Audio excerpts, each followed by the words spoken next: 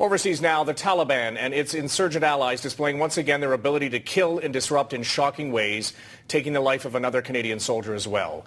More than 40 Afghans were killed in a huge suicide bombing on the Indian embassy in the heart of the capital city. As Eric Sorensen tells us, the country hasn't seen an attack on that scale since the Taliban were driven from power in 2001. It was one of the biggest, deadliest blasts in a country that has seen so much destruction. A suicide bomber plowed into diplomatic vehicles entering the Indian embassy. Scores of people were killed, more than 100 wounded. An explosion, he says, then dead bodies everywhere.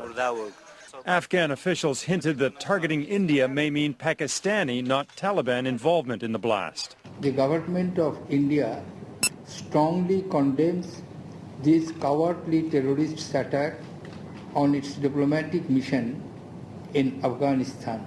Afghanistan is unstable enough without becoming the battleground for conflict between India and Pakistan.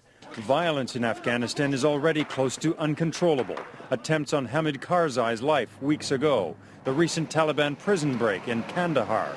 And for coalition forces, more deaths in Afghanistan than in Iraq the last 2 months running. One reason why there have been more deaths is because our troops are taking the fight to a tough enemy. We are failing in Afghanistan. Coalition forces, says this analyst, must double troop strength in Afghanistan to at least 80,000 against a resurgent Taliban poised to retake control of the country.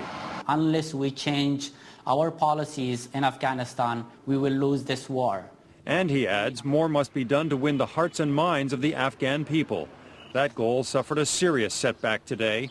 A Canadian working in Kabul narrowly escaped this morning's huge explosion by the Indian embassy. The victims here overwhelmingly were ordinary people on the streets of Kabul who were in the wrong place at the wrong time. Peace-loving people who just want to go about their business. And this type of an attack is truly devastating for them as it is for internationals like myself. 6 suicide bombs this year alone. It's been almost 7 years since the war began in Afghanistan, and 2008 has become one of the deadliest. Eric Sorensen, Global News, Washington.